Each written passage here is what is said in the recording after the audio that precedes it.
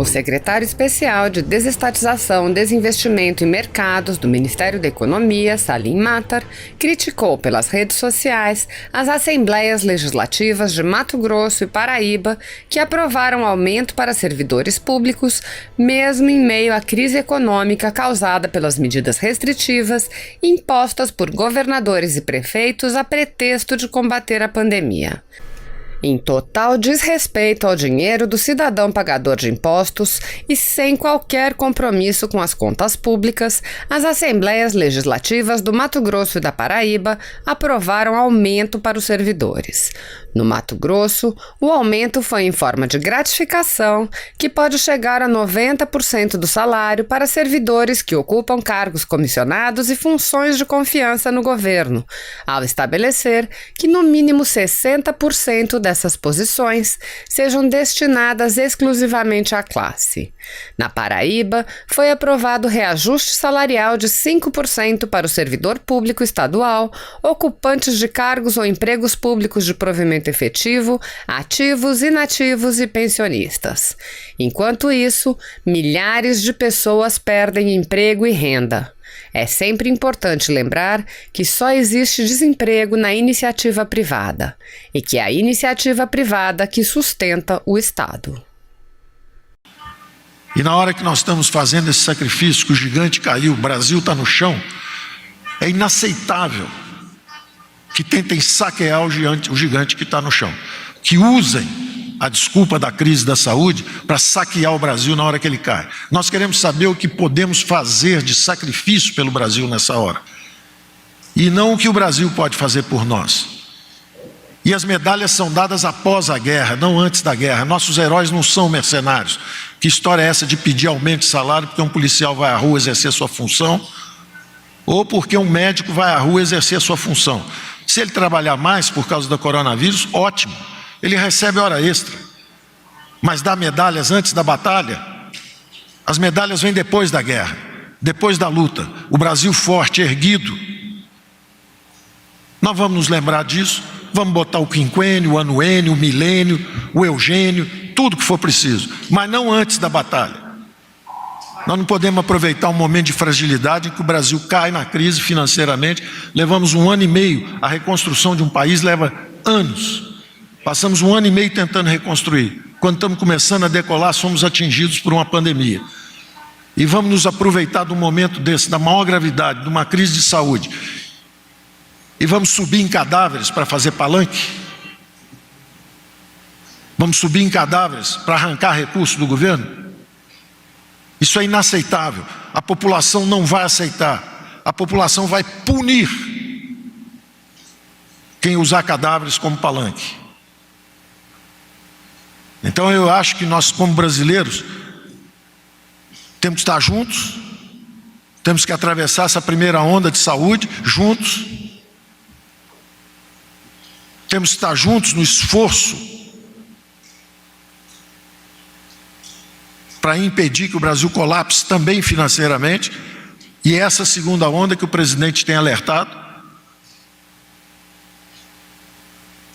pode nos remeter a um país onde as prateleiras estão vazias. As pessoas até têm os recursos, porque não faltarão, não vai faltar dinheiro para a saúde. Nós estamos mandando centenas de bilhões para os senhores avaliarem. O Brasil, do ponto de vista de esforço fiscal,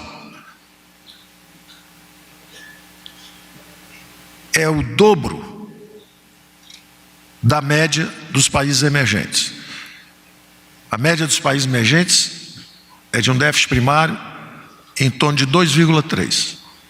E a média dos países avançados é de 4,4. Pois bem, o Brasil já está em 4,6. Maior esforço fiscal do que a média dos avançados e o dobro dos emergentes.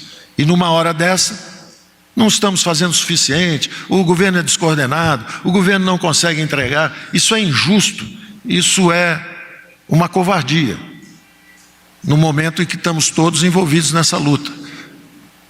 40 milhões de brasileiros digitalizados em 2 ou 3 semanas, o dinheiro chegando.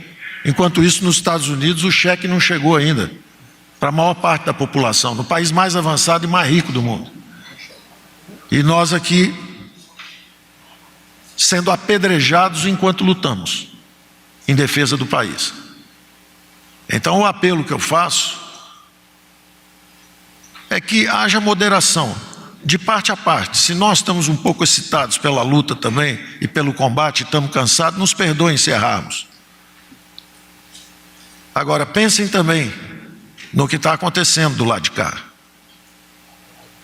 Onde um país onde não há corrupção, onde o presidente luta desesperadamente para mudar a forma como a política era feita, para reafirmar valores que 60 milhões de brasileiros apoiaram, como família, como religião. Todo mundo é livre para ter a crença que quiser. Agora, respeito de parte a parte.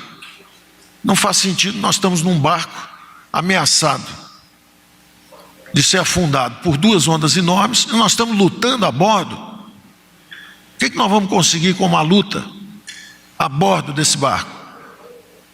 Vamos salvar o barco. Quando a gente chegar em terra firme, a gente começa a brigar de novo. Então, eu diria, primeiro, que nós estamos num esforço emergencial com a economia. Do ponto de vista de recursos de liquidez, já saíram mais de 1 trilhão e pouco, mas isso normalmente são fluxos financeiros.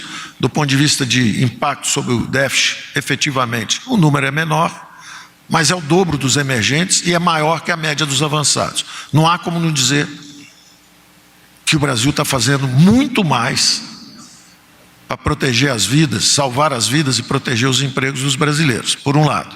E por outro lado, dizer o seguinte: nós vamos lutar, nós vamos atravessar essa primeira onda da saúde, nós vamos nos encontrar do outro lado e nós vamos celebrar a vida, porque a pandemia tem início, meio e fim.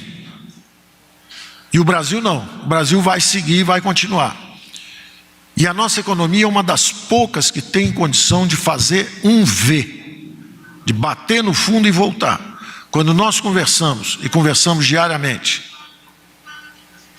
com as empresas, nós sabemos que o setor de construção civil tem 55 mil pessoas trabalhando,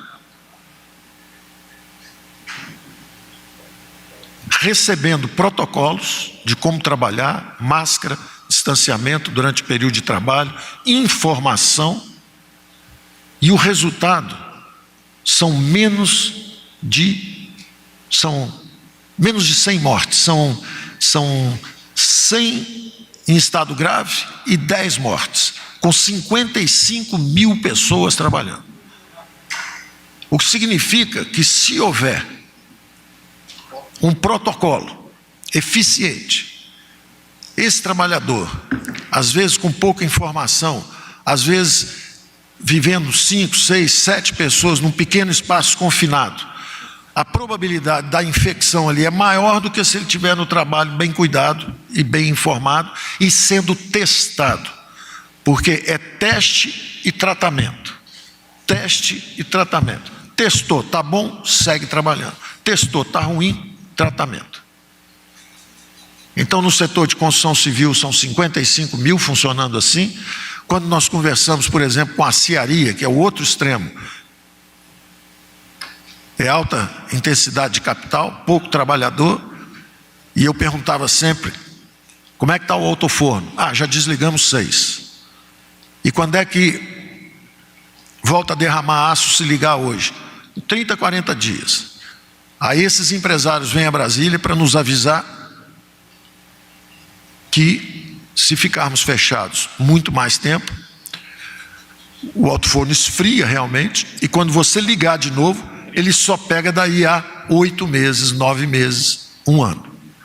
Quando eles vêm nos avisar isso, da possibilidade de agravamento e colapso, o presidente, na mesma hora, sabendo da limitação dos seus próprios poderes, porque vivemos numa democracia, pede que essa informação seja levada ao Supremo Tribunal Federal.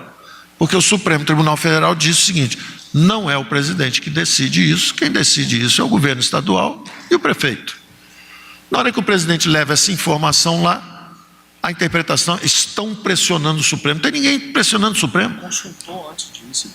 Consultou. ligou para lá, perguntou, podemos ir aí? Temos informações importantes que nós gostaríamos de compartilhar.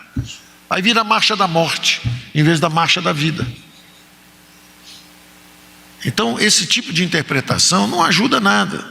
Não ajuda nada, cria uma confusão danada. Entendeu? Eu reconheço que nós também, às vezes, não ajudamos. Eu mesmo saio de mídia, porque estamos trabalhando de manhã, de tarde, de noite, de manhã, de tarde, de noite. Se esclarecêssemos, conversássemos mais, podia estar muito melhor a informação, fluindo de parte a parte. Mas se você dá uma informação, vem duas pedras, você dá uma informação, vem duas pedras, você não perde tempo dando a informação, você vai trabalhar e mergulha. Então eu acho que está na hora, já passou da hora de nós fazermos um experimento. Vamos ficar sem jogar pedra um no outro, 10 dias. Vamos ver o que acontece com o país. Se você apoia Jair Bolsonaro, curta este vídeo. Manifeste a sua opinião e compartilhe para que a vontade do povo brasileiro seja conhecida. Inscreva-se no canal para ter acesso gratuito ao nosso conteúdo. Uma produção Folha Política.